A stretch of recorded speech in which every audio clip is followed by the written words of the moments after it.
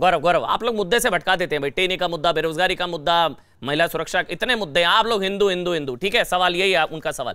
गौरव भाटिया बोलिए भाई। गौरव जी देखिए, मैं इतना ही कहूंगा, जैसे जैसे बढ़ रहा है पूजन, वैसे वैसे इनके चेहरे की बढ़ रही है सूजन, और ये बढ़ेगी भी आगे और बढ़ेगी, क्योंकि ये लोग सोचते थे कि जो हिंदू हैं वो तो द्वितीय श्रेणी के नागरिक हैं, केवल एक वर्ग का इनको वोट चाहिए था, वो बदल गया। लेकिन मेरे साथी हैं, इन्होंने एक दो बातें कही, मैं उत्तर दे दूं। इन्होंने कहा निजी रुपया है या ये रुपया जो है वो टैक्स पेयर सरकारी है। मैं पूछना चाहता हूं, आपको तो ज्ञात होना चाहिए, हज सब्सिडी हजारों हजारों करोड़ रुपया, बैठक जो उसके बारे में बताइए, बीच में नहीं, प्लीज अमन जी चुप संजीव जी एक एक करके बोलते हैं, ऐसे ऐसे चर्चा तो नहीं करते। हाँ, बोल के प्रवक्ता हर्षवर्धन त्रिपाठी और वकार साहब भी जुड़ गए। देखिए, 3 बिंदुओं पे मैं जल्दी जल्दी इनकी बात का उत्तर दे दूं। पहला, हज सब्सिडी, हजारों हजारों करोड़ रुपया इन्होंने हज सब्सिडी में दिया, लेकिन वो पद निरपेक्षता थी अमन जी। लेकिन आज काशी विश्वनाथ धाम बना, अलौकिक बना, तो ये सांप्रदायिक राजनीति है। दूसरी बात इन्होंने कही जमानत पर हैं, यही सुना था मैंने, ये भूल गए कि उनकी गिरफ्तारी हुई, लेकिन जमानत पे तो सोनिया गांधी और राहुल गांधी भी हैं, तो उनको तो अध्यक्षा पद से तुरंत हट जाना चाहिए, क्योंकि भ्रष्टाचार के आरोप में है। और तीसरी बात इन्होंने करी बेरोजगारी की। संजीव जी थोड़ा सा पढ़िए लिखिए, 30% बेरोजगारी दर पता है कहां है? राजस्थान में है। राजस्थान का बेरोजगार लखनऊ आया और आपके हेडक्वार्टर के सामने प्रदर्शन करा कि प्रियंका वाड्रा गांधी वहां तो मिलती नहीं राजस्थान में, शायद लखनऊ में मिल जाए, क्योंकि वो राजनीतिक गिद्ध लाशों पे ही राजनीति करने आती हैं। मैंने सवाल पूछा कॉरिडोर को लेकर के, विश्वनाथ कॉरिडोर की बैठक होती है, ये जवाब नहीं है। अरे मैंने आपसे पूछा, आप भी तो उत्तर दिए। 2 साल से सोनिया गांधी जी रायबरेली क्यों नहीं गई बताइए? 2 साल अरे भैया क्या हो, 730 दिन समय नहीं मिला। रायबरेली की जनता कह रही है वांटेड है मेरा सांसद। रायबरेली की जनता उसकी चिंता नहीं कर रही है।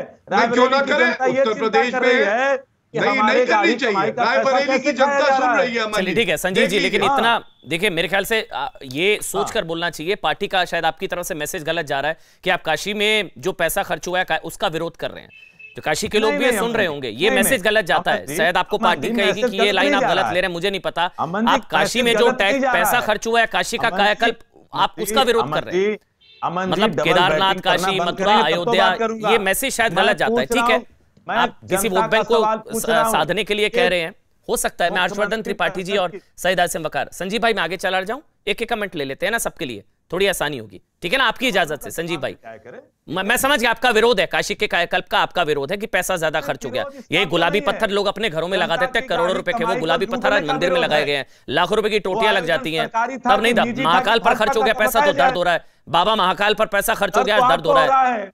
चलिए ठीक है सर, सारे आप जानते हैं कितने 400 के करीब मंदिर सरकारी नियंत्रण में है, कितना मंदिरों का खजाना सरकार के पास जाता है, कौन से मस्जिद का जाता है, कौन से गिरजाघर का जाता है, किसी का नहीं जाता। मंदिर पर 400 करोड़, अभी तो 425 करोड़ खर्च हुए।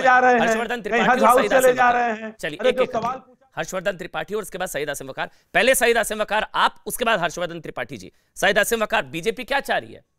क्या बीजेपी चाह रही है कि यूपी में चुनाव हिंदू वर्सेस ऑल हो जाए? सईद आसिम वकार। मैं बहुत एहतराम अदब से कह रहा हूँ कि देखिए, सबके धर्म की आस्था जो है वो उस धर्म के मानने वालों के साथ है। मैं इस मामले पे टिप्पणी ही नहीं कर सकता। कोई मस्जिद में जाए, कोई मंदिर में जाए, चर्च में जाए, गुरुद्वारे में जाए, ये विषय नहीं है। मैं आपसे पूछ रहा हूं, आप सब लोगों से पूछ रहा हूं, क्या उत्तर प्रदेश चुनाव में जा रहा है, चुनाव के क्या मुद्दे होना चाहिए? चुनाव में जो मुद्दे होना चाहिए उनकी बात कीजिए। आपने कॉरिडोर बनाया, अच्छी बात। आप मंदिर गए, बहुत अच्छी बात। राहुल जी जाए, बहुत अच्छी बात। प्रियंका जी जाए, बहुत अच्छी बात। अखिलेश जी जाए, बहुत अच्छी बात। मायावती जी जाए ना जाए, बहुत अच्छी बात। मैं नमाज पढ़ रहा हूँ, बहुत अच्छी बात। कोई मदार पे जा रहा है, बहुत अच्छी बात। कोई गुरुद्वारे जा रहा है, बहुत अच्छी बात। इसका चुनाव से क्या लेना देना? चुनाव में जो मुद्दे हैं उसकी बात क्यों नहीं करते? देखिए, नमाज पढ़ने से, मस्जिद जाने से, मंदिर जाने से, गुरुद्वारे जाने से, चर्च जाने से, मजार पे जाने से ना तो किसी को रोजगार मिलेगा, ये तो ना किसी का पेट भरेगा। तो आप बीजेपी की भाषा बोल रहे हैं आज कि काशी में कायाकल्प का चुनाव से कोई लेना देना नहीं है। महंगाई से छूट मिलेगी। ये आप मुझे नहीं पता, जाने अनजाने आप बीजेपी की भाषा बोल रहे हैं आज कि काशी अयोध्या, काशी में कायाकल्प का चुनावों से कोई लेना देना नहीं है। ये तो बीजेपी कहती है, और आप तो शायद ये कहते हैं कि चुनाव आता है तो इनको काशी अयोध्या, हिंदू, ये सब याद आता है। आपको पता है अमन चोपड़ा जी? जी जी। नहीं हो सकता हो आपको लेना देना हो, लेकिन आप उस आदमी से पूछिए जो 150 रुपए, 125 रुपए, 130 रुपए रोज कमा रहा है जी, और उसके 2 बच्चे हैं जी, वो अपने बच्चों की फीस नहीं भर पा रहा है। वहां पर कितने लोगों को रोजगार मिला आपको पता है पिछले 2 साल में? प्रधानमंत्री जी इस पर सोच मैं नहीं फिगर्स रहे, देता हूं आपको। मुख्यमंत्री जी इस पर सोच नहीं रहे।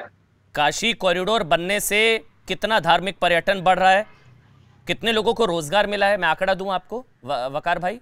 वो भी तो मजदूर भाई है ना जिन पर फूल बरसाए गए, उनको भी तो रोजगार मिला ना वहां पर सड़कें अगर बन रही है, कॉरिडोर बन रहा है वकार भाई, तो उनको भी तो रोजगार मिला ना।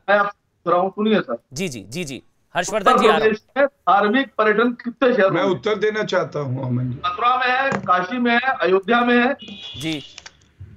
सुनिए सर। हाँ बोलिए 4-5 शहरों में होगा। उत्तर प्रदेश में 75 जिले हैं सर। हम कह रहे हैं आप 10 जिलों में धार्मिक पर्यटन निकाल दीजिए, ठीक है, तो बाकी जो 65 जिले बचेंगे जी, उन जिलों में जो गरीब आदमी है उसको रोजगार कैसे दीजिएगा?